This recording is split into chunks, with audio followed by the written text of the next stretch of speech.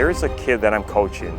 I said, this kid's probably going to be better than you ever going to be. I mean, this kid's like going to be the best quarterback, maybe the best guy to ever come out of the state of Hawaii. That's why you pick him. That's why you want him. And that's why Marcus Mariota is the man. You know, gosh, I think from the first day I saw him, I thought he was, he was amazing. Going for it here, the pass to the end zone, touchdown! You know, the way he executed plays, whenever he ran the ball, it seems like he was running downhill. He was just a bit faster than everyone else. And he was really accurate thrower. He was very, very intelligent. The way he processes information, you could tell him one time and then he'd process it really fast, and he really knows what's going on. They said, well, how good is he? And I said, I think he'll play in the NFL. And they're like, well, he's got to get drafted in the top 10. I said, he's a top 3 draft pick.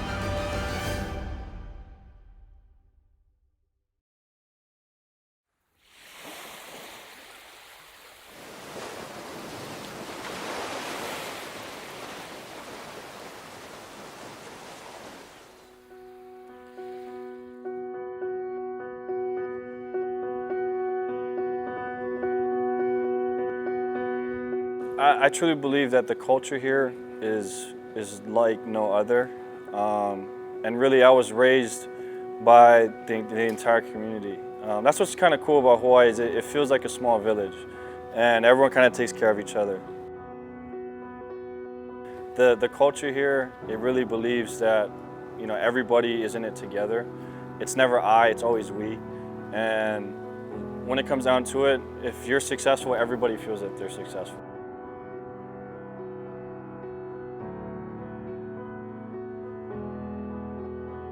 I first heard of Marcus through a friend of mine who was coaching one of the local Pop Warner teams. And he approached me one day and he said, hey, we got a really good kid that you guys really should consider. He said, in fact, we're playing on Saturday on your field. There's a preseason Pop Warner game on St. Louis's campus. So I went down and got a chance to say hi to my friend, and he pointed out this young, lanky quarterback. And he said, this kid is a special kid. He says, good grades, but he's just an amazing quarterback.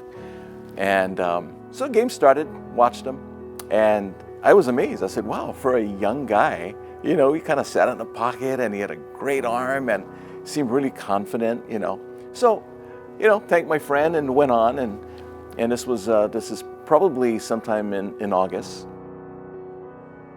And then in the spring semester, when we usually do our admissions interviews, came across a file, and I said, hey, that's the guy that he mentioned, Marcus Mariota. So at that time, we did our interviews weeknights. We'd start at about 5 p.m. and we scheduled every half hour. So I think their interview was like 7:30 at night. It was right here in my office. And so they came in, got a chance to meet him. Young, good-looking, skinny guy, comes in with mom and dad, really nice people. Had a great interview. And in the interview, he indicated that he always dreamt of wanting to come to St. Louis. What I did that night was I went, right after the interview, went back to my office, generated his acceptance letter, emailed it to the mom, and said, hey, he's in, and I think the rest is history. He was actually a really good student. Everybody thought that he would be rambunctious and so forth, but he really wasn't. He was very respectful, and he was an awesome role model, especially for the younger kids. Marcus, as a student, he would, for example, when he would see a kid by himself, he would go over and just keep company and just talk to the kids and just be there for him, and also play with him and so forth. So he always looked for those people that people are kind of cast aside, but not look for, but he always gravitates towards those and help them out. So his heart of gold, it's awesome. He's a guy that walking down the hall, everybody would say hi to and greet everybody with a smile. And if there was rubbish on the ground, he'd pick it up, go out of his way to pick it up and throw it away. This is a great young man. Nothing really crazy about him. He was a guy that did everything you asked of him. Being humble is something that every mom tells her kid, you know, humble, passionate, you know, the spirit of Aloha, Ohana family, and just trying to take care of one another. He had this pleasant demeanor in school, but when he got out on the field, I mean, he was a competitor. Marcus, he doesn't like losing. Marcus is a guy that's going to compete to win. Mariota off and running. Look at the speed. Mariota to the end zone.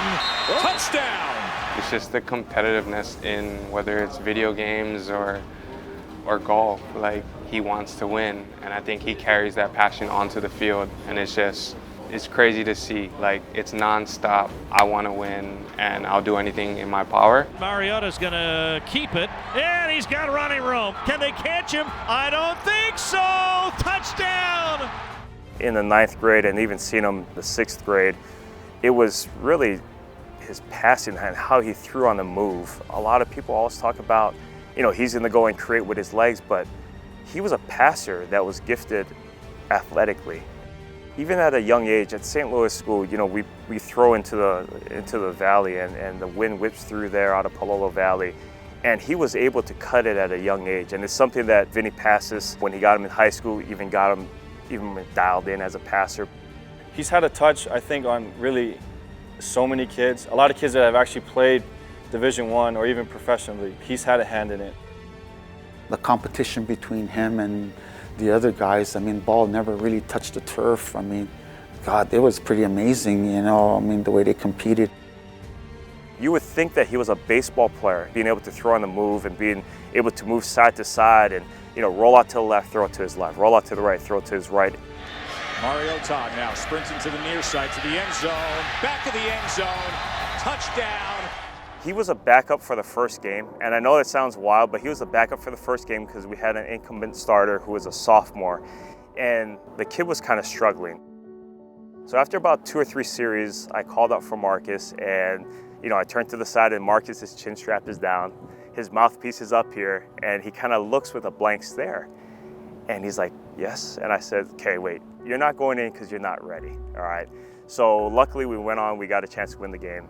The very next Monday, I called him into the office and I said, "Marcus, you are the most talented and probably the best player that I've ever seen at a young age.